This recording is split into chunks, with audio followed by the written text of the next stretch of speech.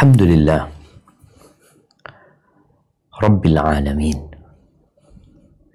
Segala puji bagi Allah, Tuhan semesta alam, pemilik, pencipta, penguasa jagat raya, dan hanya dialah yang berhak disembah. Karena semuanya adalah miliknya dan di bawah kekuasaannya. Tidak ada satu daun pun yang jatuh. Dan tidak ada satu debu yang berterbangan. Melainkan dengan izin dan restu Allah Azza wa Jalla. Dan hanya kepadanya kita meminta pertolongan dalam urusan dunia kita dan agama kita. Wassalatu wassalamu ala sayyidil mursalin wa imamil muttaqin qaidil ghurril muhajjalin sayyidina wa maulana Muhammadin wa ala alihi wa ashabihi ajma'in. Amma ba'd. Ahibati fillah, kita akan membahas tema yang penting bagi manusia, yang penting. Ketahuilah bahwa sejatinya kita keluar dari perut ibunda kita. Kita nggak tahu apa-apa. Teman-teman yang kerja di rumah sakit dapat melihat dengan nyata bagaimana bayi-bayi yang dilahirkan oleh ibundanya, mereka tidak mengetahui dan tidak dapat melakukan apapun dengan sendiri. Mungkin kalau bahasa kasarnya bodoh, nggak tahu apa-apa. Lalu Allah menjadikan bagi kita pendengaran. Bagaimana bayi tumbuh mendengar. Sehingga mulai dia tahu. Karena sarana ilmu itu dia dapatkan. Wal absar, Allah jadikan mata, penglihatan. Yang dengannya dia dapat melihat. Dan yang terpenting, Allah jadikan bagi kita hati yang dengannya kita dapat berpikir. Ada orang yang dapat melihat, dapat mendengar, tapi gila. Sehingga sebanyak apapun informasi dan pengetahuan yang dicurahkan kepadanya, nggak ada gunanya. Dan Allah menjadikan semua itu agar kita menjadi hamba-hambanya yang bersyukur. Maka kita perlu belajar. Kenapa kita perlu belajar? Ada satu makhluk yang tidak suka sama kita. Dia hasut, iri, dengki.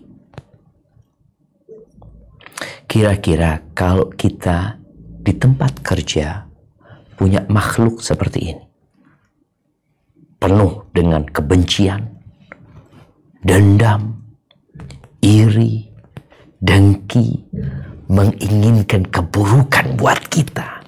Apa sikap kita terhadap makhluk ini? Kita akan benci, kita akan memusuhi, kita akan menjauh. Tapi sebagian kita berteman dengan makhluk yang hendak membahayakan dirinya. Makhluk itu adalah iblis dan bala tentaranya.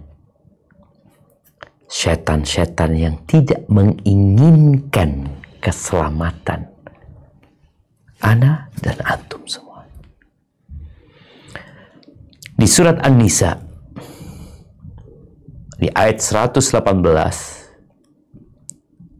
sampai 121 Allah menjelaskan tentang makhluk ini, tentang rencana dia, tentang janji-janji dia, dan tentang akibat orang-orang yang mengikuti dia. Yang salah satunya yang menjadikan agama sebagai bahan olok-olokan, bahan candaan. Coba kita baca. Tafadhal.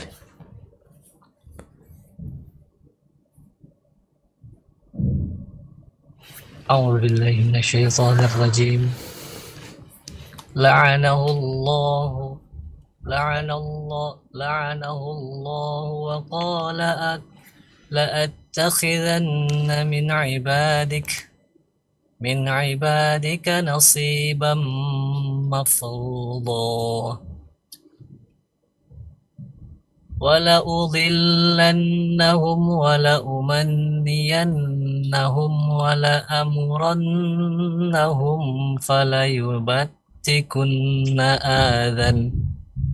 فَلَيُبَتِّكُنَّ آذَانَ الْأَنْعَامِ وَلَآمُرَنَّهُمْ فَلَيُغَيِّرُنَّ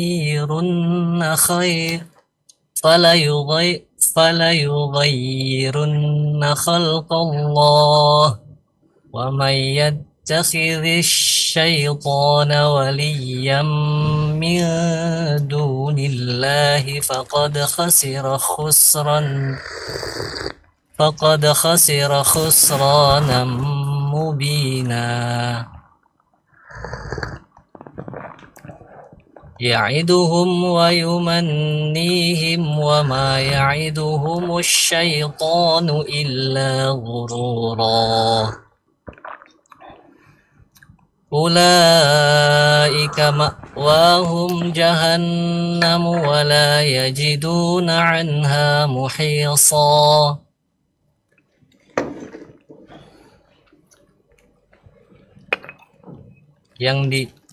Yang dilaknati Allah dan setan itu mengatakan, saya benar-benar akan mengambil dari hamba-hamba engkau bagian yang sudah ditentukan untuk saya. Dan aku benar-benar akan menyesatkan mereka dan akan membangkitkan angan-angan kosong pada mereka dan menyuruh mereka memotong telinga-telinga binatang ternak, lalu mereka benar-benar memotongnya, dan akan aku suruh mereka mengubah ciptaan Allah, lalu benar-benar mereka mengubahnya. Barang siapa yang menjadikan setan menjadi pelindung selain Allah, maka sesungguhnya ia menderita kerugian yang nyata. Setan itu memberikan janji-janji kepada mereka yang membangkitkan angan-angan kosong pada mereka, padahal setan itu tidak menjanjikan kepada mereka selain dari tipuan belaka. Mereka itu tempatnya jahanam dan mereka tidak memperoleh tempat lari darinya. Barakallahu fika. Itu yang dilakukan syaitan. Bagaimana dia bersumpah, berjanji akan menyesatkan manusia, membangkitkan angan-angan mereka, dibisik-bisikin agar melakukan perubahan terhadap ciptaan Allah. Dan semua janji setan itu palsu. Tapi sebagian kita udah dikasih tahu, nggak mau tahu. Malah berkawan dengan setan. Melakukan perbuatan. Mengungkapkan pernyataan yang menyenangkan syaitan dan membuat Allah murka. Tatkala Allah turunkan ayahanda kita bersama ibunda Hawa ke dunia, setan juga diturunin. Dia yang pertama kali dilaknat. Dia yang dihukum karena iri dan dengki dia kepada Adam alaihissalam, karena dia membangkang dan tidak mau nur dan tidak mau patuh terhadap perintah Allah Azza wa Jal, maka dia membuat pernyataan yang tadi kita sudah membacanya. Allah menurunkan Adam dan Hawa sebagai hukuman, tapi Allah memberikan kesempatan kepada Nabi Adam untuk kembali ke surga. Nabi Adam bertobat, kembali kepada Allah Azza wa Jalla. Dia menyesal atas kesalahan yang diperbuat, menyesal. Sedangkan sebagian kita yang menjadikan agama sebagai bahan candaan, bangga, bukan menyesal. Ya, sebagian berpikir manusia adalah makhluk bebas, merdeka. Enggak, engkau budak. Engkau budak. Kau tidak memiliki apa-apa. Dirimu sendiri bukan milikmu.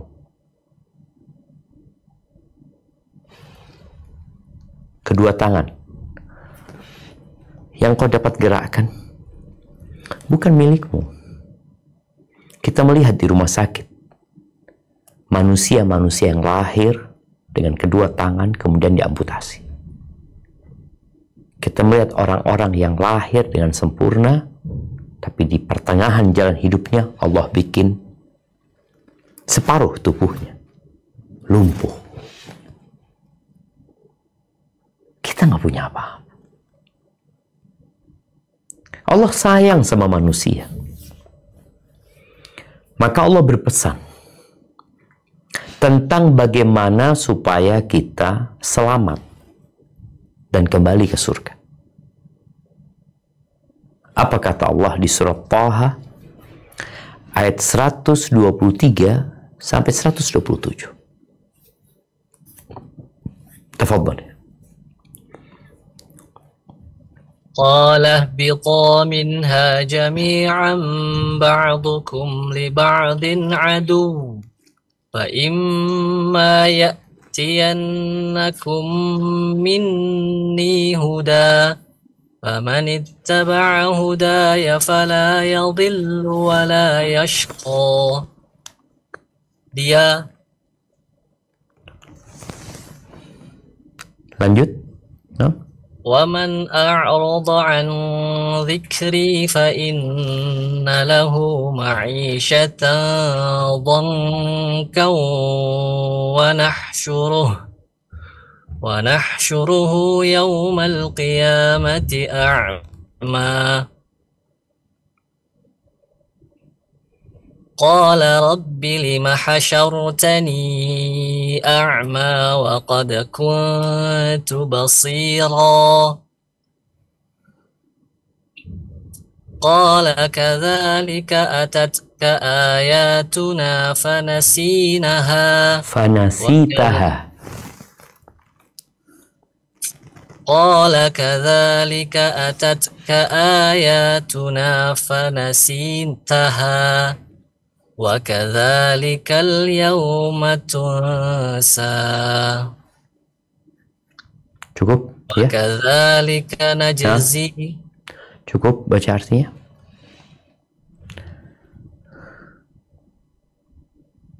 Dia Allah berfirman, turunlah kamu berdua dari surga bersama-sama, sebagian kamu menjadi musuh bagi sebagian yang lain.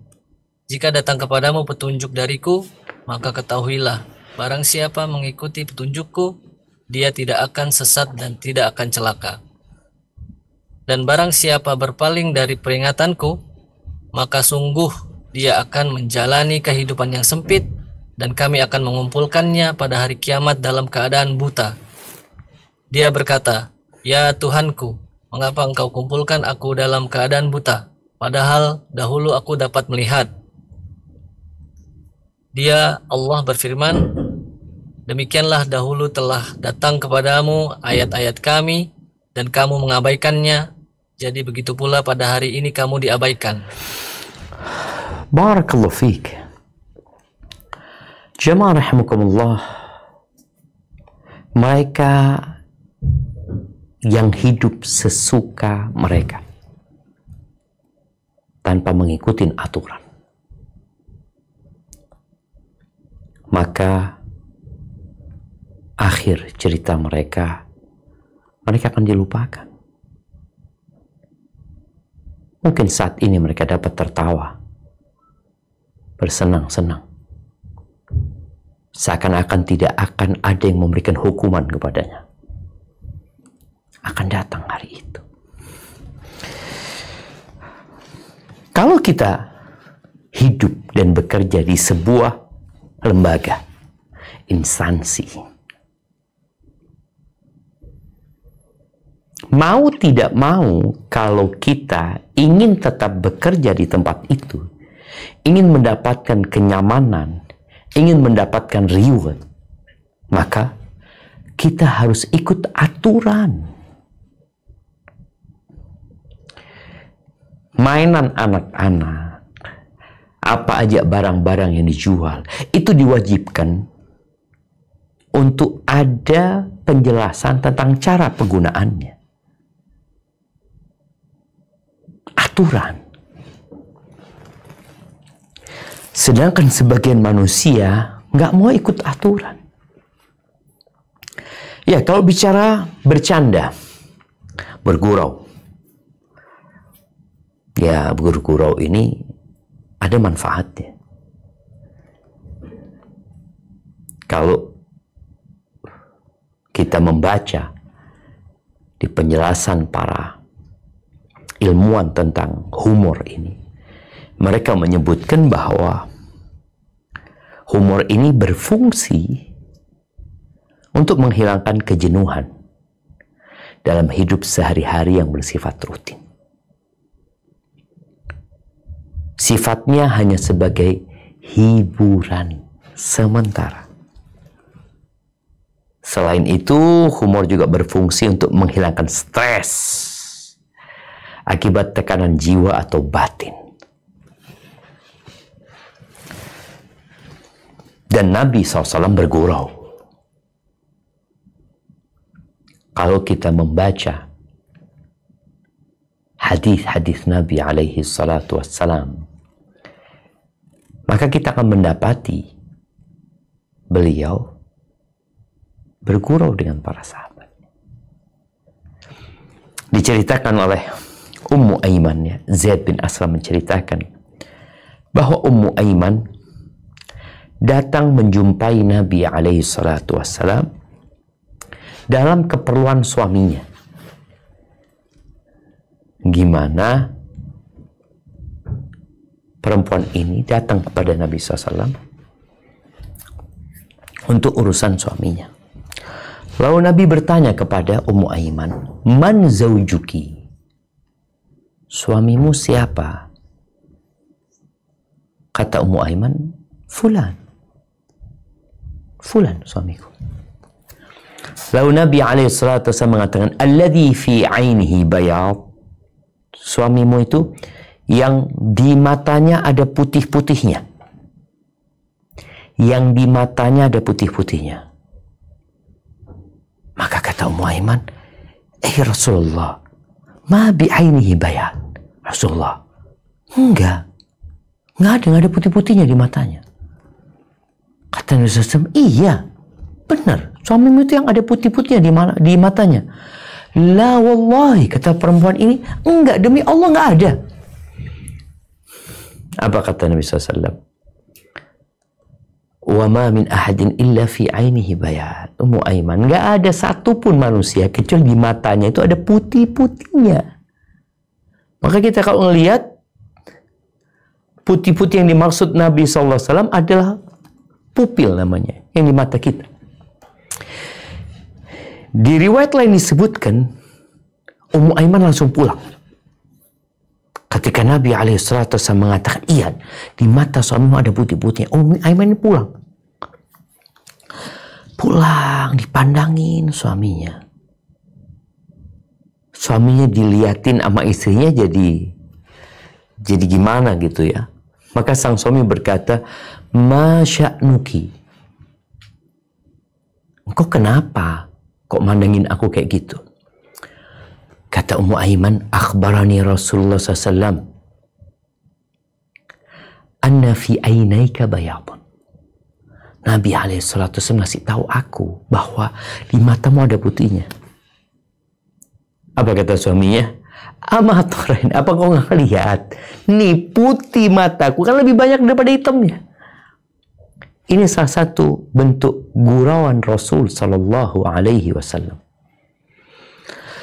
Kemudian dalam kesempatan lain, Anas bin Malik radhiyallahu anhu dalam riwayat Imam Tirmidzi menceritakan bahwa ada seorang laki-laki yang datang menjumpai Nabi alaihi salatu wassalam. Lalu dia berkata, "Ya Rasulullah, ihmilni." Wahai Rasulullah, bawalah aku naik kendaraan. Ihmilni itu gendong aku mungkin maksudnya. Bawalah aku. Maksudnya naik onta, naik apa gitu loh. Mau ikut dalam satu perjalanan atau satu peperangan. Apa kata Nabi SAW? Inna hamiluka ala waladi naqah. Ya, kami akan membawamu naik anaknya onta betina. Naik anaknya onta betina. Kata sahabat ini, wa ma asna'u bi waladin naqah. Apa yang bisa aku berbuat dengan anaknya onta? Aku ini mau naik yang bisa ditunggangin. Apa yang bisa aku nunggangin anaknya onta? Apa kata Nabi SAW? Wahal talidul ibil illa nuq. Kata Nabi SAW, itu onta-onta yang dewasa itu yang melahirkan siapa? Kan onta betina. Jadi setiap onta itu anaknya onta. Nabi ingin bergurau dengan sahabat ini. Kemudian juga Al-Hasan radhiyallahu anhu berkata, atat ajuz ila Nabi sallallahu alaihi wasallam. Ada seorang wanita tua renta datang menjumpai Nabi SAW. Faqalat, lalu wanita tua ini berkata, ya Rasulullah, ud'ullaha an yudkhilani al-jannah. Wahai Rasulullah, alaikas salatu wassalam, ya Rasulullah, mohonkan kepada Allah agar memasukkan aku ke dalam surga.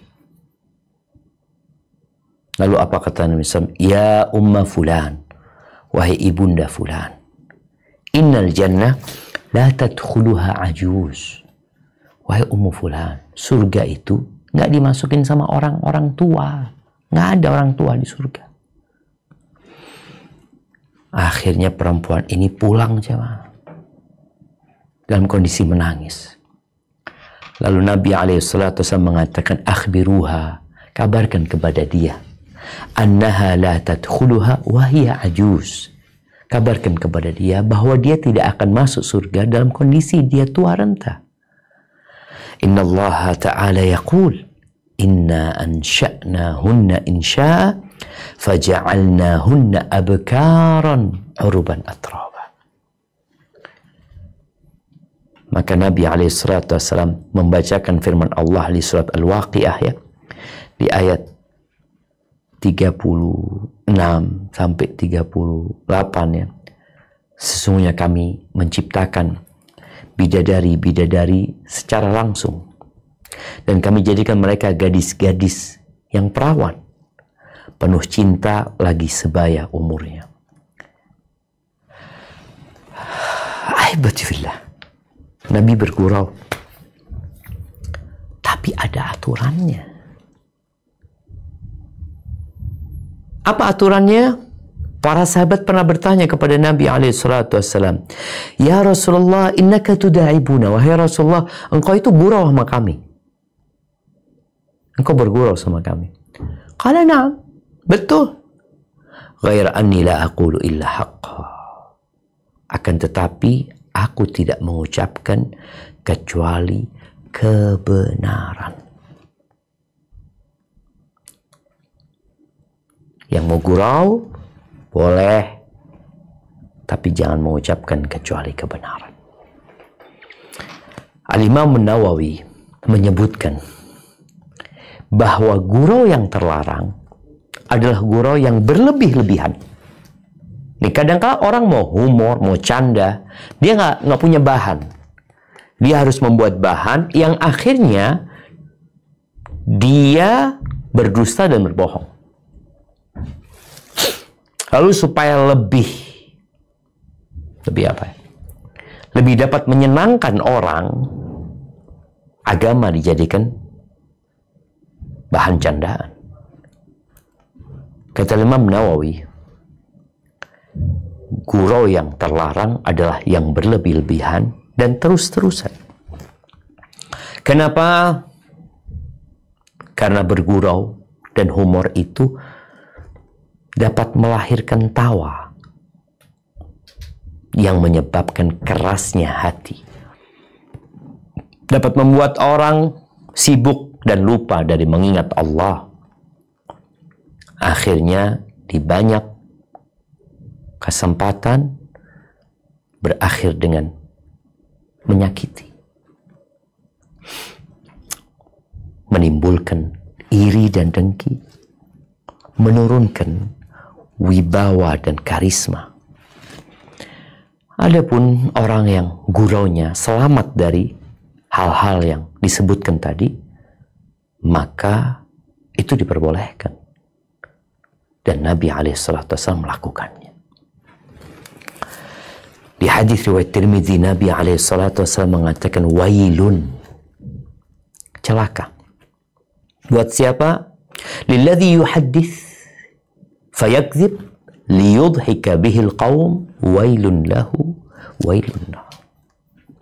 Celaka buat seorang yang berbicara kemudian dia berdusta agar membuat orang lain tertawa, menyenangkan hati orang lain, membuat mereka jadi hilang stresnya, bergembira.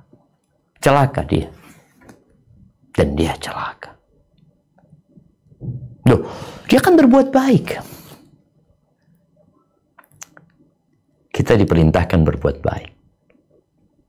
Bahkan termasuk amalan yang paling dicintai Allah adalah mentransfer kegembiraan kepada orang lain. Menyingkap kesedihan dia. Mengusir duka. Mengobatin luka. Tapi tidak melanggar aturan. Kalau engkau melanggar aturan, niat baikmu nggak cukup. Di tempat kita kerja, engkau mau sholat duha 8 rakaat. Engkau mau baca Quran 1 juz. Engkau niatnya baik. Tapi di waktu kerja, jadinya nggak benar. Jadi niat baik saja tidak cukup. Harus ada mengikuti aturan yang telah ditetapkan. Kemudian di riwayat Ahmad, Nabi SAW mengatakan, Innar rajul la yatakallam bil kalimah. Sesungguhnya ada seseorang yang berbicara dengan sebuah perkataan. Yudhik biha julasa'ahu. Dalam rangka memancing gelak tawa para hadirin. Orang-orang yang duduk bersama dia. Yahwi biha min ab'ada min thuraya. Ia akan masuk ke jurang neraka dengan posisi paling jauh dari titik thuraya, titik bintang kejora. Gara-gara kalimat dia. Maka jangan sampai engkau membuat orang lain tertawa terbahak-bahak, engkau masuk neraka. Ahibati fillah. Banyak tertawa, tadi Imam Nawawi sudah mengingatkan, nggak baik. Dan Nabi melarang. Wala tukthir dhahik, kata Nabi SAW. Engkau jangan banyak tertawa. Kenapa? Fa inna kathratud dhahik tumitul qalba. Sesungguhnya tertawa yang banyak dapat mematikan hati. Rawahu Tirmidzi. Agama kita adalah agama yang agung. Dan agama kita adalah pedoman hidup manusia. Agama adalah jalan keselamatan bagi manusia. Siapa yang tidak mengagungkan agama, bahkan menjadikannya bahan canda dan tawa, maka dia adalah orang yang hatinya bermasalah. Dia tidak mengagungkan yang seharusnya diagungkan. Ahibati fillah, seorang yang mengagungkan agama, dia akan taat, patuh, menjaga aturan. Dia tidak akan menjadikan agama sebagai bahan candaan, cibiran. Oh enggak, dia tidak hendak menghina agama.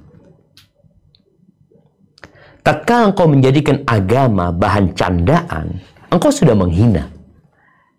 Ketika menjadikan presiden bahan candaan, ketika menjadikan simbol-simbol negara bahan candaan umpamanya, di situ ada unsur penghinaan.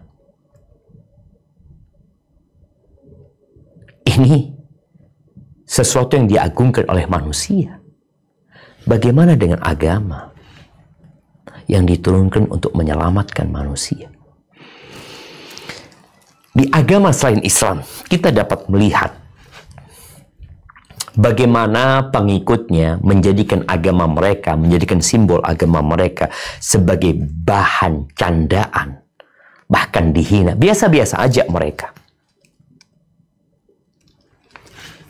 Dan kita melihat hal itu terjadi.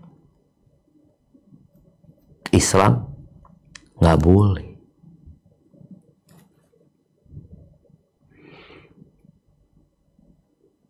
Mencela agama secara terang-terangan adalah sifat orang-orang munafikin.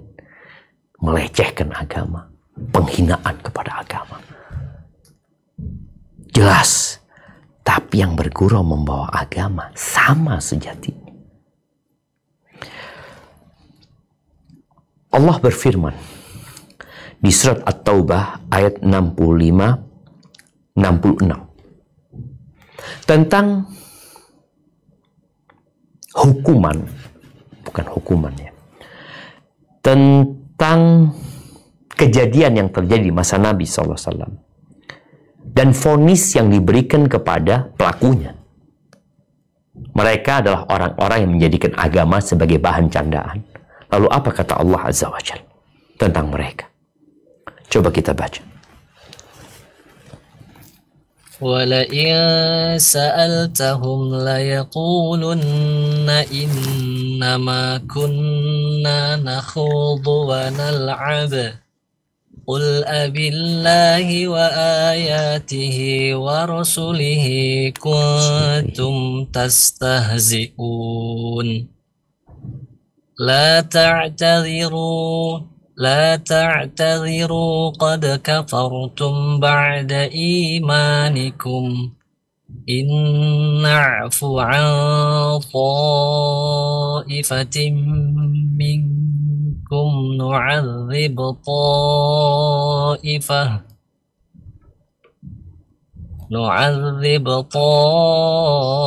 طائفة بأنهم كانوا مجرمين. Dan jika kamu tanyakan kepada mereka, niscaya mereka akan menjawab, sesungguhnya kami hanya bersenda gurau dan bermain-main saja. Katakanlah, mengapa kepada Allah dan ayat-ayatnya serta Rasulnya kamu selalu berolok-olok? Tidak perlu kamu meminta maaf, karena kamu telah kafir setelah beriman. Jika kami memaafkan sebagian dari kamu karena telah tobat, niscaya kami akan mengazab golongan yang lain karena sesungguhnya mereka adalah orang-orang yang selalu berbuat dosa. Barakallahu fiikum. Bagaimana kejadiannya? Ayat ini ada sebab turunnya. Abdullah bin Umar meriwayatkan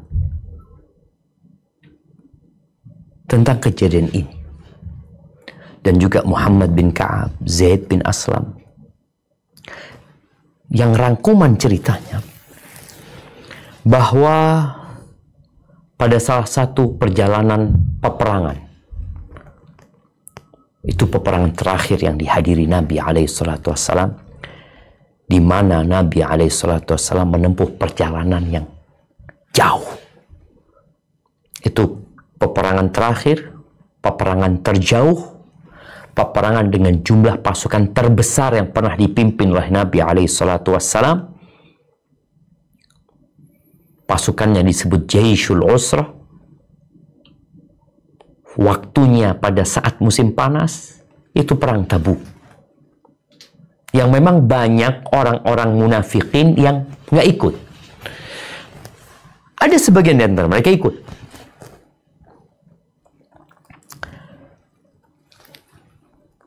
Di tengah jalan, burung itu kita tahu akan kumpul dengan yang sejenisnya.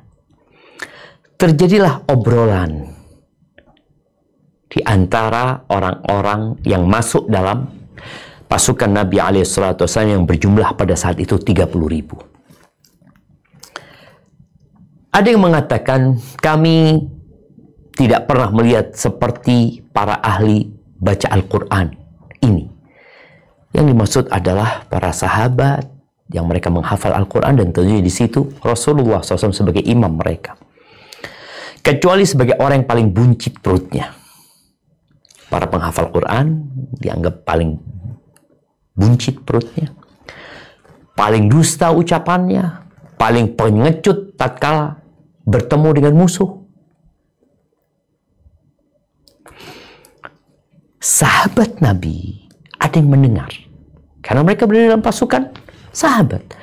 Auf bin Malik mengatakan kepada orang ini, kadzabta innaka munafik. Dia mengatakan, dusta engkau, nggak benar yang kau katakan itu. Engkau adalah orang munafik. Aku akan laporkan kepada Nabi SAW. Maka Auf bin Malik radhiyallahu anhu menjumpai Nabi SAW. Ternyata wahyu telah turun terlebih dahulu.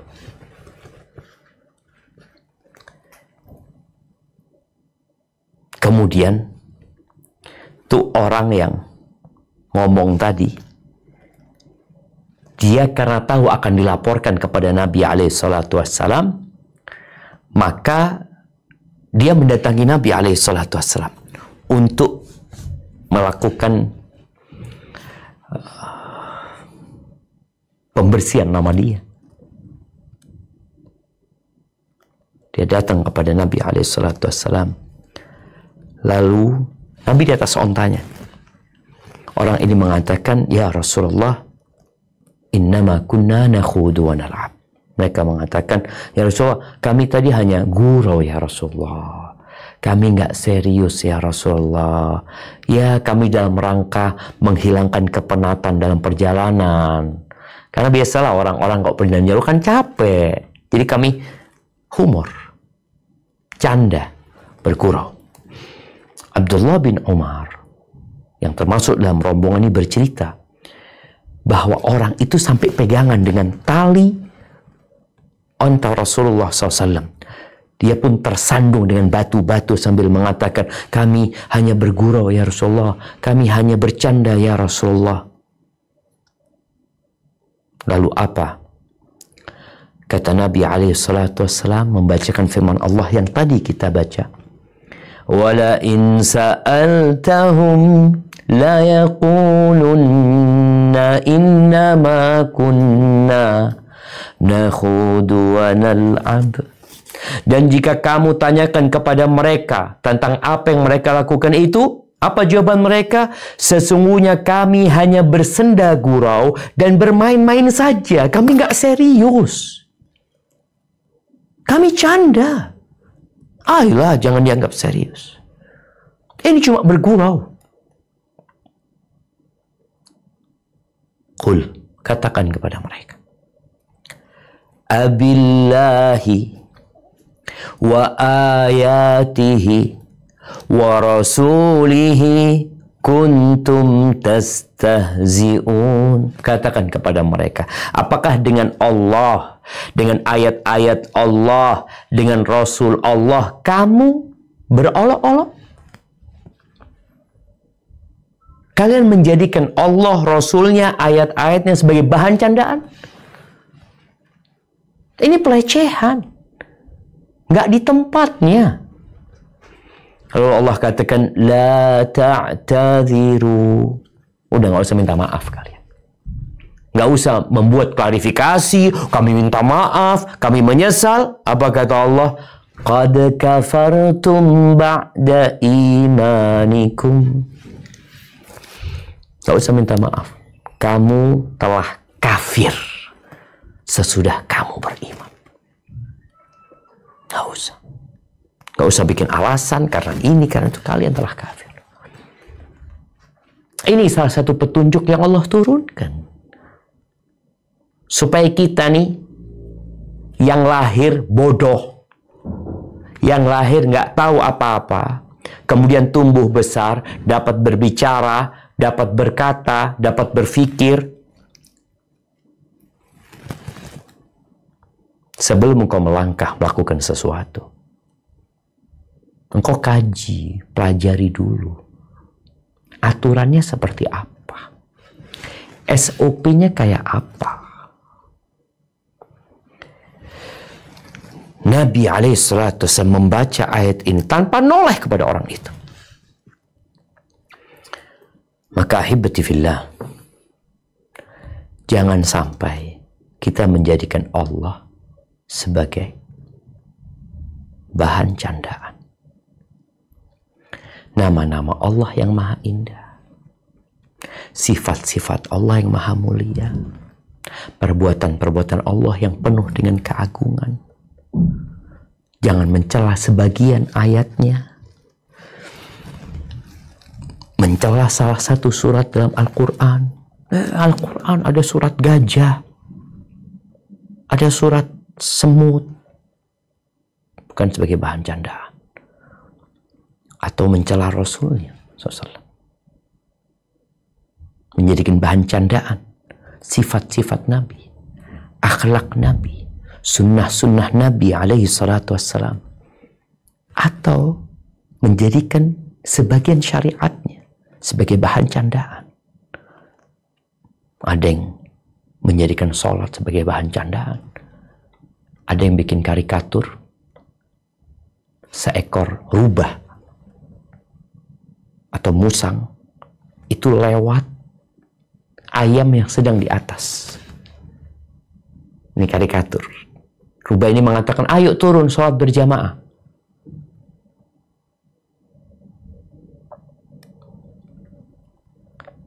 Jangan jadikan bahan candaan.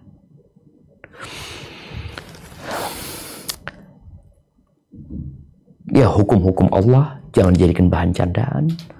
Berkaitan dengan riba, zina, apa saja.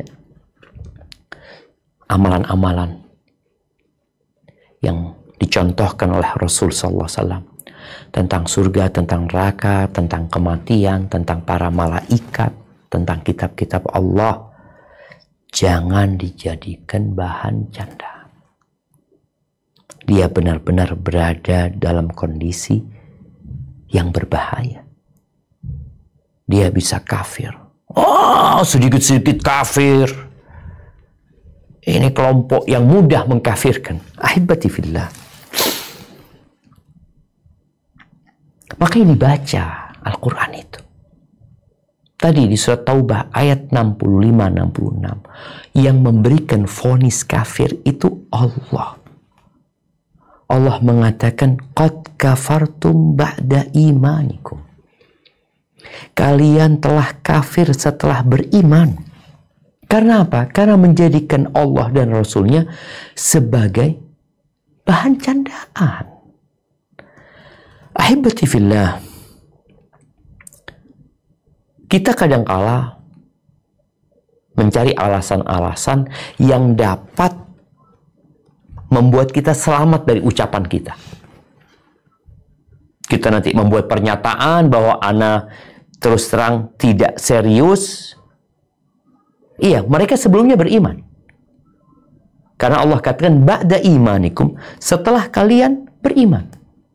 Kalian kafir setelah beriman, itu yang namanya murtad. Kita nggak boleh bermudah-mudahan menvonis orang kafir, keluar dari Islam, musyrik, nggak boleh.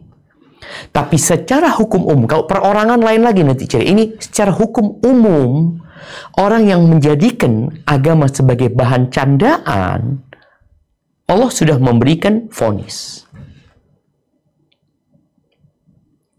Ya, kalau orang membaca beberapa undang-undang yang melakukan ini, hukumannya ini. Nanti ketika orang itu secara personal dihakimi, mau di sidang, lain lagi ceritanya nanti. Tapi secara umum, Allah sudah mengatakan qad kafartum ba'da imanikum. Kalian telah kafir setelah kalian beriman. Maka ahibati fillah, para orang tua, para guru,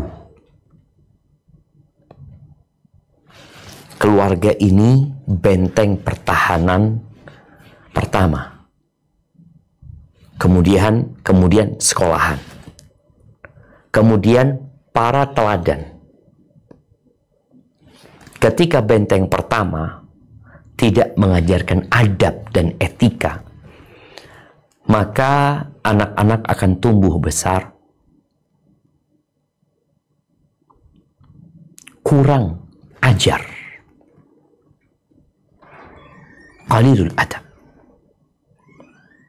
Gimana kalau anak kita disebut kurang ajar, nggak ngerti etika, padahal hanya masalah duduknya mungkin nggak benar, ngomongnya, manggilnya umpamanya orang yang lebih tua tidak dengan adab, kita nggak suka. Maka kita ajarkan adab. Adab yang paling penting bagaimana adab terhadap Tuhannya, adab terhadap nabinya, terhadap agamanya. Allah Azza wa Jalla katakan, ya ayyuhalladzina amanu qu anfusakum wa ahlikum nara. Wahai orang-orang beriman, jagalah diri kalian dan keluarga kalian dari api neraka. Kemudian para guru. Bagaimana para guru di sekolahan itu, walaupun dia mengajarkan materi umum, dia tetap ngajarin anak didiknya itu akhlak dan adab. Kita mulai berpikir pendidikan karakter. Kemudian para teladan, public figure. Yang disebut public figure, yang punya banyak follower, engkau sekali salah ngomong, diikutin oleh banyak orang, berat.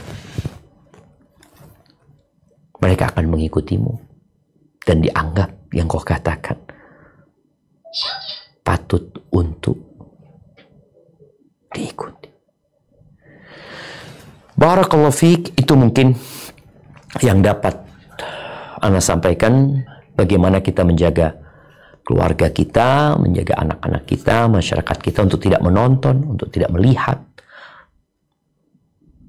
berbagai hal yang membuat kita akhirnya jadi anak-anak yang kurang ajar. Pemberian Allah, pendengaran, penglihatan, dan hati, semua kelak akan dimintain pertanggungjawaban. Beragama jangan berlebih-lebihan. Ya, ikutin aturan, engkau tidak akan berlebih-lebihan. Tapi banyak di antara kita mau membuat aturan sendiri, padahal dia adalah budak yang tidak punya hak membuat aturan.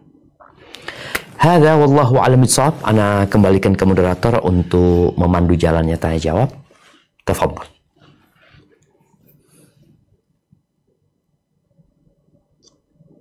Baik Ustaz, jazakallah khairan kepada Ustaz Dr. Syafiq Riza Basalamah Rizalullah Ta'ala yang telah menyampaikan materi kajian ini dan juga nasihat-nasihat yang baik yang insya Allah sama-sama kita pahami.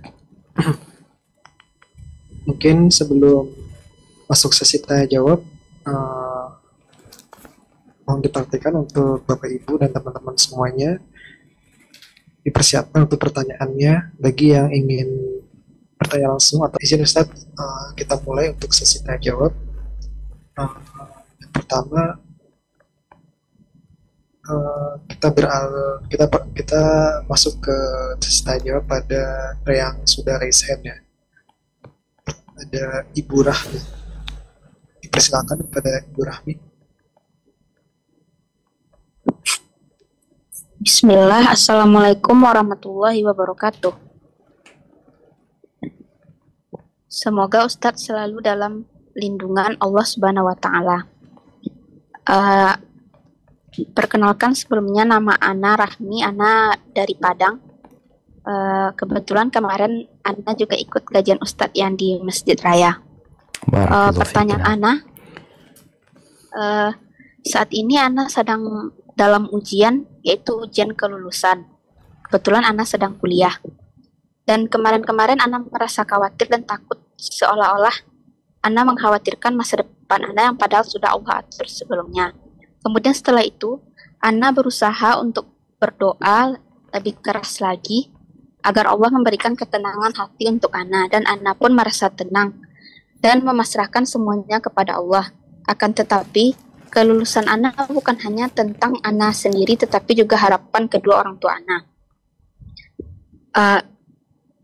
Ana pribadi bisa saja berlapang dada atas keterlambatan, misalnya yang terjadi pada diri Ana kelak. Akan tetapi, bagaimana Ana meyakinkan orang tua Ana yang nantinya pasti akan membuat mereka merasa kecewa dengan keadaan atau takdir ini.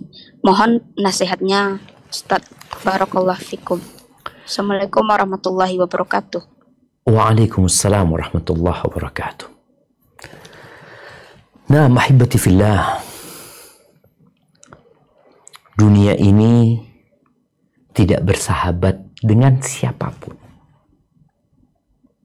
Maka kalau tadi pertanyaan tentang bagaimana kita meyakinkan orang tua, kalau yang terjadi itu ternyata tidak sesuai dengan harapan, maka yang perlu dilakukan seorang anak yang pertama adalah mendoakan kedua orang tuanya agar dikaruniai al-yaqin. Nabi SAW sering mendoakan para sahabatnya agar dikasih wa minal yaqin ma tuhawwinu bihi alaina masaibat dunya, dan berikan kepada kami keyakinan yang dengannya musibah-musibah dunia menjadi ringan. Ketika tidak punya keyakinan itu, maka akan berdampak kepada stres, depresi, marah, sakit hati. Tapi ketika punya keyakinan bahwa semua sudah ditetapkan oleh Allah Azza wa Jalla, sebagaimana kita tahu bahwasanya dunia memang tidak bersahabat dengan siapapun, tidak bersahabat dengan para nabi. Nabi kita Muhammad alaihi salatu wassalam diusir dari kota Mekah, dilemparin batu dari Taif, diboikot bertahun-tahun, sehingga makan daun-daunan para sahabat,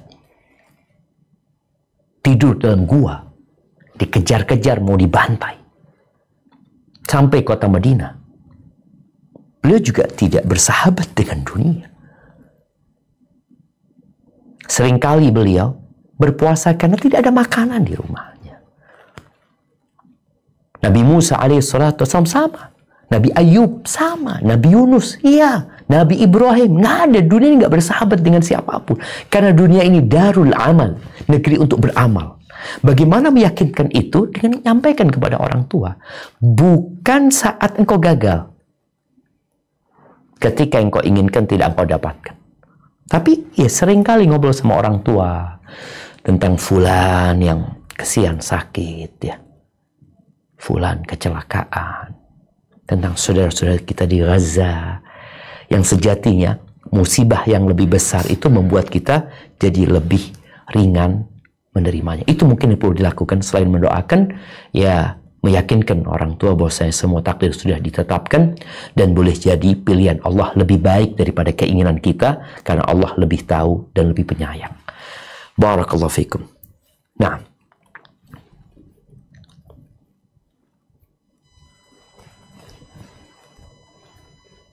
Ustaz. Atas jawabannya, Ustaz. Kita lanjut lagi kepada Tahoni, dipersilakan untuk bertanya.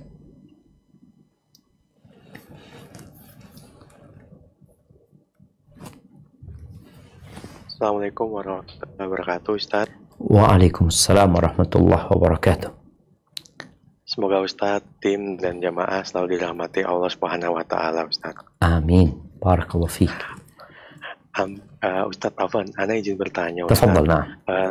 Terkait kadang-kadang kan kita suatu bercandaan itu memang pertama ini pernah terjadi sih di lingkungan kerjaan. Nah, jadi ada kegiatan yang kita sudah sampaikan kalau kegiatan itu dimurkai sama Rasulullah dan Allah. Nah, ketika kita sampaikan dari tim itu, oh iya, tapi ternyata di belakang kita mereka tetap melakukan kegiatan tersebut, bahkan sampai membuat ancaman kalau nggak mengikuti kegiatan tersebut akan dikenain sanksi. Akan apa? Berjalannya waktu ketika kegiatan, kalau nggak ngikutin kegiatan mereka, akan kita dikenain sanksi, dalam arti akan pada saat kegiatan akan diberi sanksi dari panitia tersebut, gitu, Ustaz. Lah, berjalannya waktu kegiatan itu tetap berjalan, tapi setelah kita awalnya begitu akrab, terus habis setelah kegiatan jadi ana mulai bahasanya menghindari, Ustaz. Menghindari dalam arti hanya ketika berbicara iya atau tidak, terus senyum gitu. Yang awalnya kita akrab, bercanda gitu. Apakah sikap yang ana lakukan ini salah, Ustadz? Yang dulunya kita akrab, ketika dia menjadi seorang tim panitia, ketika kita beringatkan kalau bercanda seperti itu nggak boleh karena dibenci Rasulullah dan Allah, gitu kan. Apakah salah, Ustadz, setelah kegiatan tersebut Anda jadi nggak banyak berinteraksi dengan orang-orang tersebut, gitu, Ustadz? Itu yang poin pertama, Ustadz. Yang kedua, Ustadz izin minta persetujuan dan minta minta supportnya. Jadi kita kini di rumah sakit kan sebenarnya ada salah satu elemen penilaian, yaitu hak pasien dan keluarga. Di saat itu pasien-pasien yang sedang dirawat inap di tempat kita itu kita harus melakukan bimbingan rohani, Ustadz, ya. Jadi dari kami tuh pengen minta dari Ustadz membuat nasihat-nasihat dalam bentuk flyer supaya kita bisa tempel di ruangan rawat inap atau di pintu masuk ke ruang rawat inap, supaya jadi mempermudah kita, Ustadz, karena kadang-kadang kita juga dengan kefakiran ilmu kita, dengan dosa kita takut, Ustadz, untuk menyampaikan semacam semacam nasihat kepada pasien. Kadang-kadang merasa kita pendosa tapi menasihati pasien yang sedang sakit, gitu, Ustadz. Mungkin tuh, Ustadz, dua poin itu, Ustadz. Barakallahu fikum, Ustadz. Insyaallah. Wa fiik wa barak. Ya, ini pertanyaan yang menarik, ya. Yang pertama berkaitan dengan sikap kita terhadap kegiatan-kegiatan yang dilakukan oleh teman-teman kita, baik di lingkungan kerja atau di lingkungan bermasyarakat kita. Memang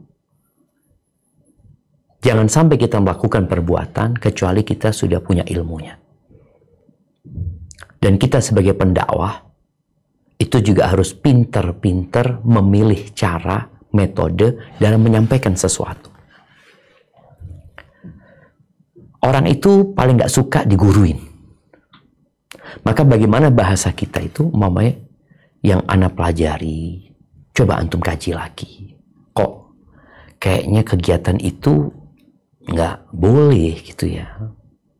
Ini menurut yang ana pelajari, ana mohon maaf sebelumnya. Jadi bahasa-bahasa yang membuat kawan-kawan kita itu akhirnya mereka mau berpikir dan mau mencari tahu. Karena kebanyakan kita melakukan sesuatu itu ya karena udah menjadi tradisi, udah menjadi budaya, udah nggak masalah gitu. Udah dari dulu kita melakukan hal ini gitu. Dan takut untuk bertanya atau tidak mau bertanya. Maka tugas kita bagaimana memancing mereka untuk bertanya, untuk mengkaji. Kemudian ketika pada akhirnya mereka memaksa untuk melakukan kegiatan itu padahal benar-benar tidak diperbolehkan dalam agama, ya kita sudah menyelesaikan tugas kita. Tugas kita untuk watawasau bil haq watawasau bis sabr. Setelah itu Kalau bicara kemudian kita agak menjauh, ya kita berusaha untuk tetap memberikan hak-hak mereka sebagai saudara sesama muslim. Karena banyak orang itu nggak ngerti, nggak paham. Sehingga mencap kita sebagai orang yang keras, yang tersesat, orang gila. Sebagaimana Nabi kita Muhammad alaihissalam sering mendapatkan celaan-celaan tersebut. Gitu. Maka engkau harus bersabar. Dan tetap berusaha untuk membimbing mereka, berbuat baik kepada mereka. Walaupun mereka menjauh, ya kita bagaimana tetap baik dan menyampaikan yang terbaik buat mereka, plus kita mendoakan mereka semoga Allah memberikan hidayah kepada mereka. Adapun yang kedua tadi, insya Allah semoga tim sudah mencatat hal itu, semoga dijadikan bahan pertimbangan dan dipersiapkan untuk membuat quote-quote, nasihat-nasihat buat yang sakit, karena terus terang orang yang sakit ini berada di tempat yang sangat berbahaya sekali. Artinya berbahaya ketika dia tidak menerima takdir Allah itu, kemudian dia ragu sama Allah Azza wa Jal, lalu mati. Na'udzubillah, matinya su'ul khatimah. Itu yang dikhawatirkan. Atau dia tatkala sakit kemudian dia kecewa, merasa kecewa sama Allah, lalu dia tidak mau sholat, tidak mau beribadah. Ini juga perlu diperhatikan, karena biasanya orang yang sakit itu kalau nggak ada yang mendampingi, nggak ada yang menguatkan, dikhawatirkan yang menjadi pendampingnya adalah syaitan. Na'udzubillah min dzalik. Baik, barakallahu fikum.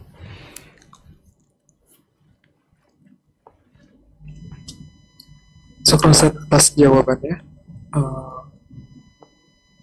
Kita coba beralih ke pertanyaan yang melalui chat ya. Izin Ustaz menyampaikan pertanyaan. Ada orang yang bercanda memberi gelar kepada seseorang dengan gelar misalkan, maaf, perawat atau dokter murtad. Karena Gimana? Afad? Dokter apa? Murtad. Karena dia tidak lagi bekerja sesuai profesinya dahulu. Jadi mungkin yang sebelumnya aktif Ustadz di layanan gitu ya, di sebagai dokter. Murtad itu maksudnya bukan murtad keluar dari agama, murtad dari kedokterannya gitu. Betul Ustadz. Iya. Jadi tidak lagi bekerja sesuai dengan profesinya dahulu. Dan sekarang beralih mungkin bisa menjadi manajemen atau di back office. Nah, apakah yang dimaksud demikian itu seperti bercanda dengan membawa-bawa agama, Ustaz? Barakallahu fikum. Nah, Masya Allah, barakallahu fikum. Iya. Kalau kalimat murtad itu memang salah satu kalimat bahasa Arab yang artinya orang yang kembali ke masa lalu dia, atau lebih mungkin terjemahan kita adalah keluar dari agama ya. Dia kembali ke masa lalu dia yang jahiliyah, tidak lagi memeluk agama Islam. Tapi ketika kata murtad digunakan dalam konteks lain, maka bukan dimaksudkan keluar dari Islam.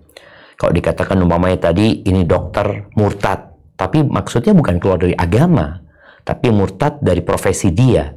Dia tidak lagi menjalankan tugasnya dengan baik, sepertinya tidak masuk dalam konteks agama. Kalau memang yang dia maksudkan adalah murtad kembali ke meninggalkan sesuatu yang seharusnya dia kerjakan. Dia tidak lagi melakukan tugas-tugas dia dengan baik. Itu insya Allah tidak masuk dalam konteks agama, karena memang dia tidak bermaksud mengeluarkan dokter ini dari agama Islam, tapi maksud dia adalah murtad dalam profesi dia. Seperti itu. Wallahu a'lam bishawab. Nah. Baik Ustaz, untuk pertanyaan selanjutnya masih di dalam grup chat. Assalamualaikum Ustaz, semoga Ustaz dan jamaah yang hadir selalu dalam lindungan dan berkah Allah. Bagaimana hasil pendapatan dari seseorang pelawak Ustaz? Atau pelaku komedian. Bagaimana dengan hukumnya? Syukran, jazakallah khair. Masya Allah, barakallah fiik. Ya, ahibati fillah. Insya Allah tadi sudah dibahas di awal bahwa bergurau itu diperbolehkan selama mengikuti aturan. Ketika sudah melewati batasannya, maka dia dapat terseret ke dalam api neraka tanpa dia sadar. Maka hendaklah mereka yang menjadi pelawak melihat, karena ada yang melawak dan tidak berdusta.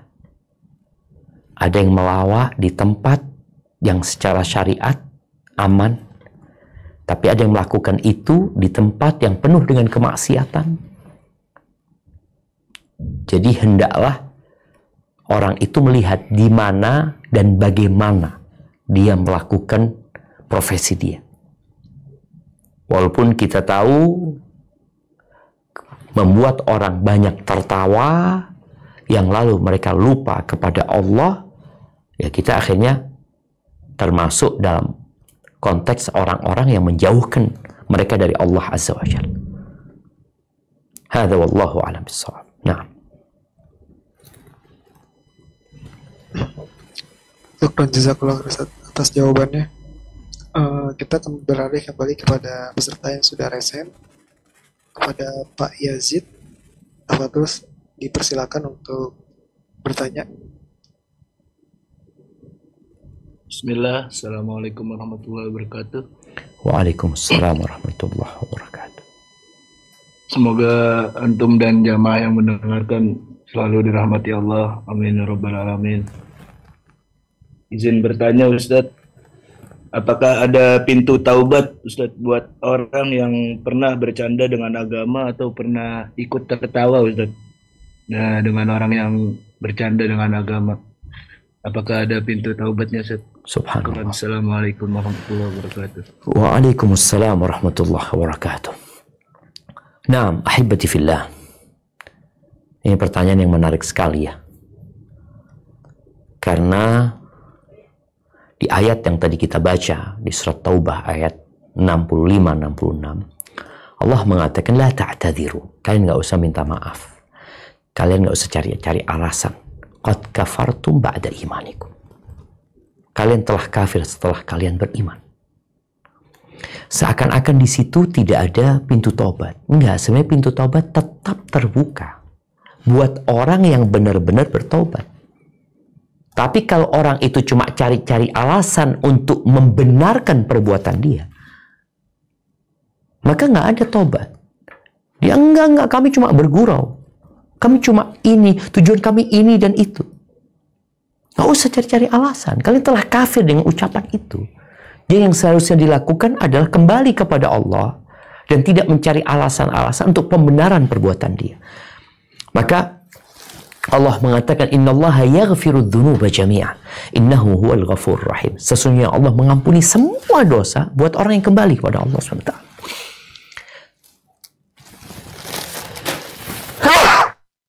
Alhamdulillah. Yahdikumullah yuslih balakum. Jadi sampai orang yang melakukan kesyirikan pun ketika dia kembali kepada Allah, Allah buka pintu taubatnya. Tapi harus benar-benar melakukan pertaubatan nasuha, menyesali. Menyesal.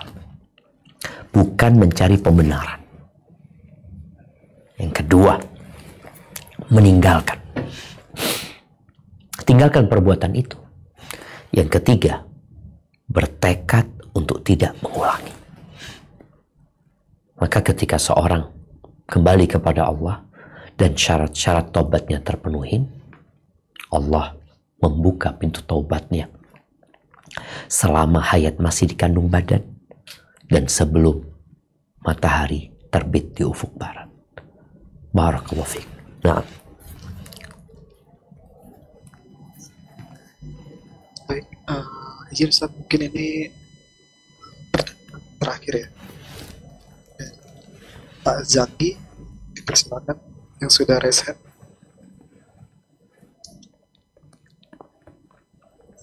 Assalamualaikum warahmatullahi wabarakatuh, Ustaz. Bagaimana ya? Jadi ceritanya di awal dulu itu memang saat itu akrab kepada temannya, namun karena ada masalah, jadi kita kan saling menghindari dulu dengan agar tidak ada terjadi keributan. Nah setelah itu pas itu sudah baik lagi, udah sapa-sapaan lagi. Nah setelah itu jadi kayak kok saling menghindar lagi, padahal kita kan sudah menghindar, tapi malah menghindar gitu. Menghindarnya itu maksudnya seperti tidak mau bertemu lagi. Bagaimana Ustadz? Tapi tetap bertegur sapa, hanya menghindar. Iya, jadi nggak akrab seperti dulu lagi gitu. Iya, jadi sekarang pas sapa, habis itu kayak masih orang itu kayak menghindar gitu, Ustaz. Itu bagaimana? Siap kalau gitu ya. Barakallahu fiik. Naam, ahibati fillah. Rasul SAW menyebutkan inna syaitan qad ais ay ya'budahul musallun fi jaziratil Arab. Syaitan itu udah putus asa untuk dapat disembah lagi di jazirah Arab.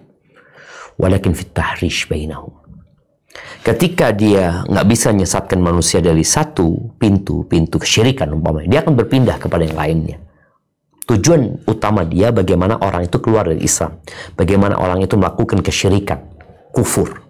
Tapi ketika tidak mampu ke sana, maka setan akan banting setir mencari cara lain untuk menyesatkan manusia, yang salah satunya adalah mengadu domba di antara mereka. Sehingga tidak bertegur sapa, saling memusuhi, saling iri, dengki, dendam. Maka apa tugas kita? Ya, tugas kita adalah menjaga bagaimana ukhuwah Islamiyah ini dipenuhin. Hak-hak saudara penuhi. Apa hak dia sebagai seorang muslim? Kalau berjumpa salam. Kalau sakit kita besuk dia. Kalau dia minta nasihat kita kasih nasihat dia. Kemudian dia minta nasihat kita kasih nasihat. Dia bersin memuji Allah kita doakan dia. Dia meninggal dunia kita antarkan jenazah. Jadi hak-hak dia penuhin. Walaupun mungkin kau mengatakan aku kayaknya nggak bisa akrab lagi sama dia, tapi hak-hak dia penuhin, nggak ada masalah. Karena boleh jadi mungkin aku sudah nggak cocok lagi sama dia, ya nggak apa-apa, tapi haknya tolong dipenuhin sambil didoakan dia. Karena ada orang yang trauma umpamanya, ya udah kita nggak bisa paksain, tapi tolong hak-hak dia sebagai seorang muslim tetap dipenuhin sambil didoakan. Karena kadangkala orang itu ya boleh jadi ada sesuatu yang membuatnya nggak mau dekat lagi. Tapi jangan sampai kau melakukan kezaliman terhadap orang tersebut. Hadza wallahu a'lam bishawab. Itu yang dapat Anda sampaikan, kurang lebihnya mohon maaf. Anda kembalikan ke moderator. Jazakumullah khair. Syukran jazakumullah khair Ustaz atas jawabannya dan juga nasihat-nasihat yang telah diberikan. Izin Ustaz, mungkin ini sudah selesai ya untuk kajian ya. Mungkin dari Ustaz ada yang ingin disampaikan? Baik, barakallahu fiik. Ahibati fillah. Penting seorang hamba itu senantiasa kembali kepada agama. Ada ungkapan kalau orang itu belajar agama, mendalami agama, dia akan menjadi teroris, dia akan jadi radikal. Enggak. Karena agama diturunkan, Al-Quran diturunkan, Nabi diutus sebagai kasih sayang. Semakin engkau mendalami agama, semakin engkau akan menggali betapa indahnya agama ini. Tapi ketika engkau berpaling dari agama, engkau akan menderita. Yakin. selama-lamanya di dunia dan di akhirat.